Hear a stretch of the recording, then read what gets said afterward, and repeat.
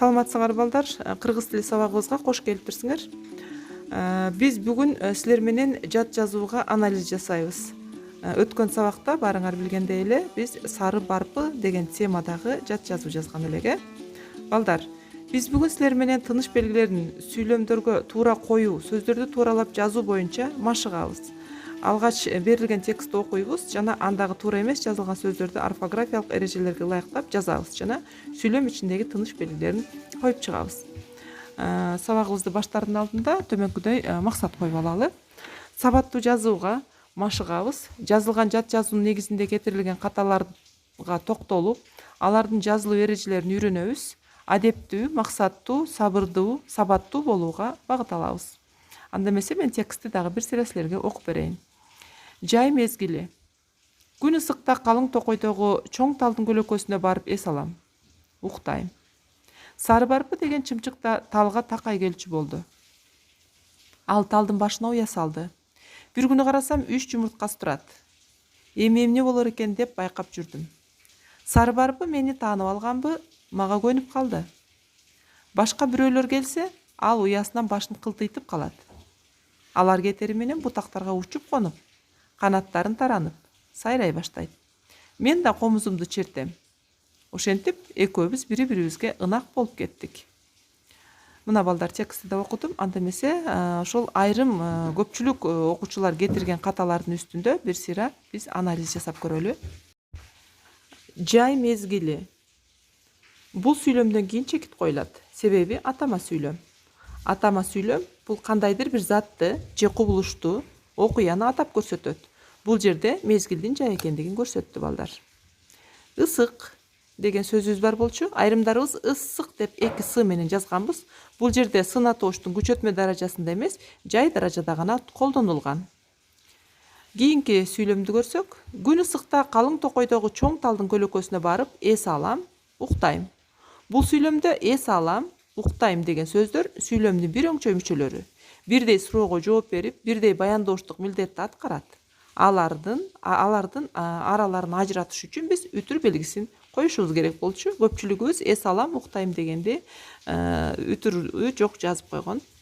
Сары барпы деген чымчыкта талга такай келчү болду деген сүйлөмдү баштаганда, сары барпы деген сөздү айрымдарыбыз тырмакча кылып жазганбыз. Бул туура эмес балдар, анткени бул жалпы зат атооч, ал тырмакчага алынбай эле жазылат. Болор деген сөздү көпчүлүгүбүз болоор деп созулма о менен жазганбыз. Эгерде этиш сөзүнүн аягы үнсүз менен бүтүп, ага ар мүчөсү уланса, созулма үндүү тыбыш менен жазылбайт. Мисал келтирип көрөлү, бир нече мисал. Бол деген сөзгө ар мүчөсүн уласак, болор. Айрымдарыбыз ушуга дагы бир тыбышты кошуп, болоор деп созуп айтканбыз да. Тап ар мүчөсүн уласак, табар. Сал, салар. Жап, жабар. Созуп айтышыбыз мүмкүн, табар, салар деп. Бирок бир гана а менен же о менен бир гана тыбыш менен жазышыбыз керек балдар.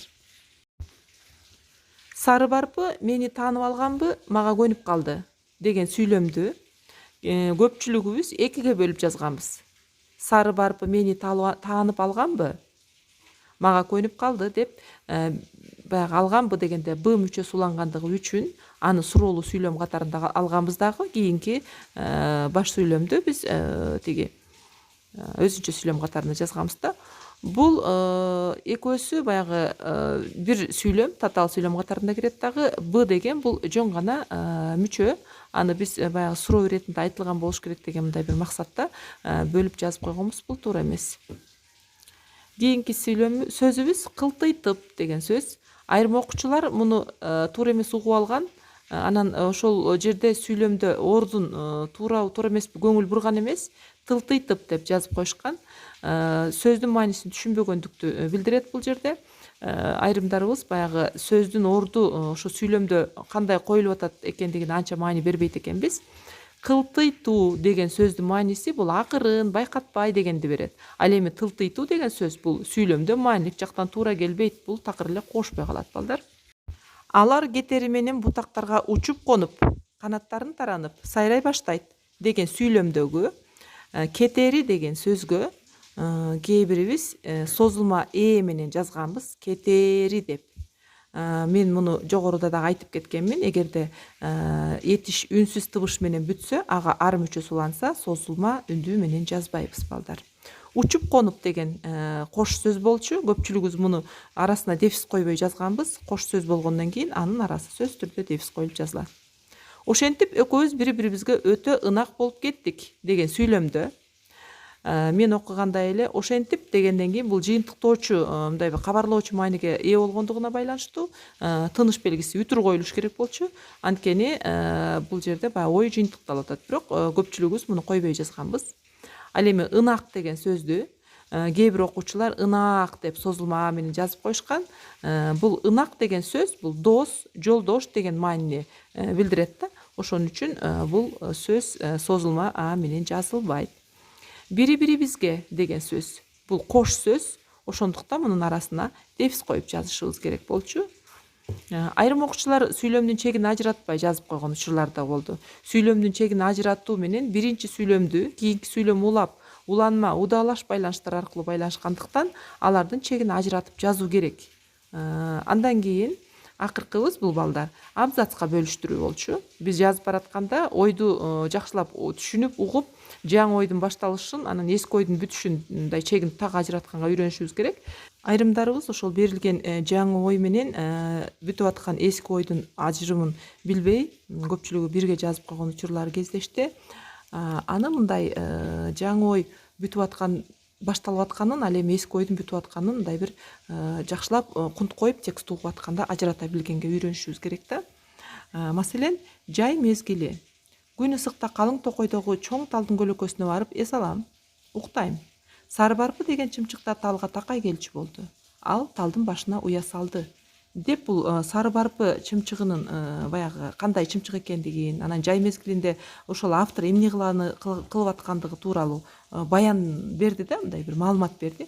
Андан кийинки жаңы ой башталып атат да. Бир күнү карасам 3 жумурткасы турат. Эмне болор экен деп байкап жүрдүм. Сары барпы мени таанып алганбы? Мага көнүп калды. Башка бирөөлөр келсе, ал уясынан башын кылтыйтып калат. Алар кетери менен бутактарга учуп конуп, канаттарын таранып сайрай баштайт. Мен да комузумду чертем. Ошентип экөөбүз бири-бирибизге ынак болуп кеттик. Бул жерде эми ошол сары барпы менен анын достугу, адамдардын келгенден кийин алардан баягы айбыгып, ал эми такай келип жүргөн тиги авторго дайыма ынак болуп калгандыгы тууралуу айтылып атат да. Ошентип бул чакан текстте 2 ой бар болчу. Урматтуу балдар, биз берилген тексттеги кетирилген каталардын туура жазуу эрежелери менен тааныштык. Ар кимибиздин өзүбүздүн кетирген каталарыбыздын себебин туура түшүнүңөр. Ага жол бербейсиңер мындан кийин. Ушуну менен сабагыбыз аягына чыкты. Кетирген каталарыңарга окшош сөздөрдү таап, жазып үйдөн дагы бир сыйра машык кыла балдар. Кийинки сабакта көрүшкөнчө саламатта болгула.